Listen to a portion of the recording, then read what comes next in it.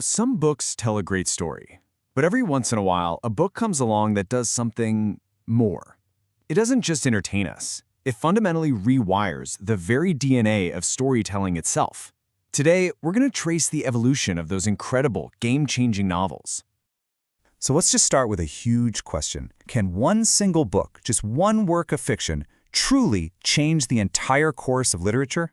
I'm not talking about just being a bestseller. I mean, can it actually change the rules of the game for every single writer who comes after? Well, the answer is a huge, resounding yes. We're about to dive into the history of these literary earthquakes, the books that were so revolutionary, they literally forced storytelling to evolve. To really get how radical the novel was, we first have to kind of imagine a world without it, a time when stories just looked and felt completely different. See, before the novel, literature was all about the big stuff, right? Epics and myths, grand public tales about heroes doing amazing, heroic deeds. But then the novel showed up, and it introduced a radical shift. It turned the focus inward, away from the heroic and onto the ordinary, away from public actions and into our most intimate, private thoughts. And this brings us to the first major turning point in our story, the moment when literature basically gained a conscience, an inner voice, and this was nothing short of a psychological revolution. The fuse was lit way back in 1740 by this one. Pretty controversial book. It wasn't an epic, it wasn't about a king, it was about a servant girl named Pamela. So, how did it do it? Well, it used this groundbreaking new technique called epistolary narration. By telling the entire story through Pamela's personal letters, the author, Samuel Richardson, basically gave readers an all-access pass directly into her mind. Now, what's so interesting here is the ripple effect. Suddenly, for the very first time, readers could experience a character's private fears and their moral conflicts firsthand. The novel wasn't just a sequence of events anymore, it had become a psychological space you could actually enter. This new psychological depth completely set the stage for the 19th century. This is when literary geniuses showed up, took this form, and just perfected it, exploring that really complex dance between an individual character and the wider society around them. Jane Austen, with Pride and Prejudice, was an absolute master of this. She showed the world that a character's personality, their pride, their prejudice, it wasn't just some trait.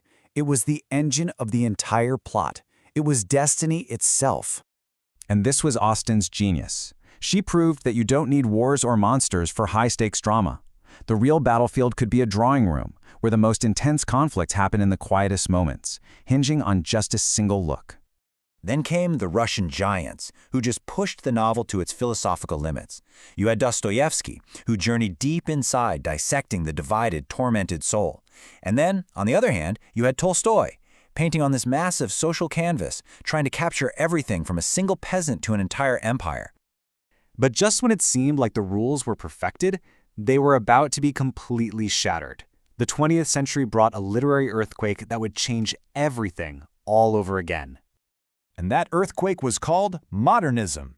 After the trauma of world wars and the alienation of industrial life, writers felt that the old, orderly way of telling stories, well, it just wasn't honest anymore. The world felt fragmented and chaotic, and art had to reflect that.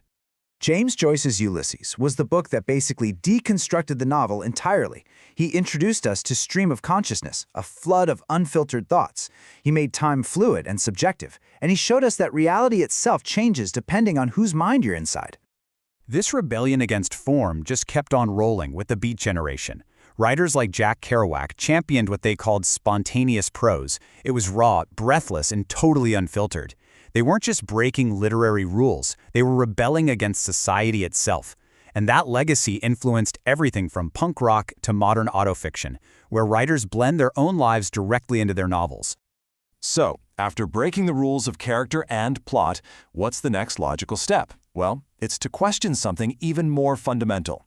What if reality itself is just another story? And this is the postmodern playbook. Authors started creating novels that were self-aware. They knew they were novels. They used unreliable narrators, played around with alternate realities, and filled their work with irony and paradox. The crucial point here is that the novel became a commentary on the act of storytelling itself. So, where does all this leave us? Well, it brings us right to the present day, where the novel's evolution is accelerating faster than it ever has before. I mean, our whole journey has taken us from the invention of inner life in the 1740s, all the way through the focus on character, the explosion of consciousness, and then the questioning of reality. Today, we've landed in an era that's really defined by hybrid forms. And these new frontiers are absolutely fascinating. Digital media is changing how stories are created and consumed, while novelists are just blending genres like never before, mixing fiction with memoir, journalism with poetry, even with graphic art. You know, if there's one thing this journey shows us, it's this. The novel has always advanced by breaking the rules of the previous generation, not by following them. For the novel, progress is revolution. And that kind of brings the question right back to you. Looking at the fiction of our own time, which book do you think is the next game changer? What novel out there right now is setting the stage for the next 100 years of storytelling? Because the story of storytelling is never really finished. And as we've seen today, the next book that rewrites all the rules, well, it might just be sitting on a bookshelf right now, waiting to be opened.